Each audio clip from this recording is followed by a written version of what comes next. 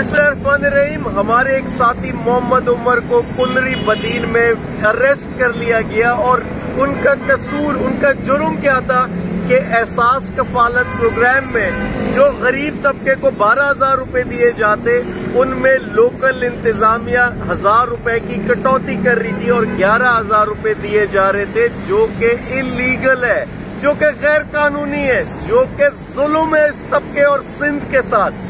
और जब इन्होंने, मोहम्मद उमर ने इसकी वीडियो बनाई, लाइव वीडियो वो फेसबुक पर लेकर गए, तो असिस्टेंट कमिश्नर ने उनको अरेस्ट करवा दिया और इन पर जबरी FIR बनवाई। ये कहाँ का निजाम है? ये कौन लोग हैं? ये हुसैन कोसो असिस्टेंट कमिश्नर, इसके पैसे बंदे होंगे तभी इसको तकलीफ थी, लेकिन ये भूल गया था कि ये वीडियो लाइव जा रही है, ये रिकॉर्ड हो रही है, दुनिया देख चुकी है आपकी हरकत, आपकी करतूत। ये ऐसा नहीं कि सिर्फ मोबाइल में महफूज है, बल्कि सोशल मीडिया का हिस्सा बन चुकी है।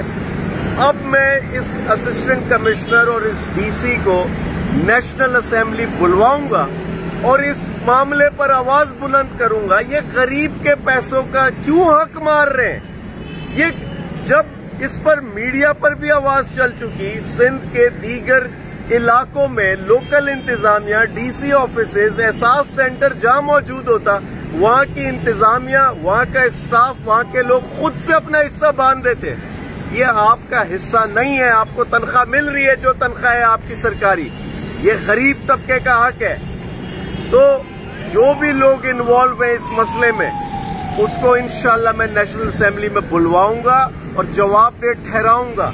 और हमारे मोहम्मद उमर को मैं कहूं और अपने तमाम साथियों को, हौसला नहीं आ रहे, इंशाल्लाह आप जल्दी बाहर आएंगे और इस सिस्टम के खिलाफ हम अपनी आवाज ऐसे ही बुलंद और जारी रखेंगे। शुक्रिया।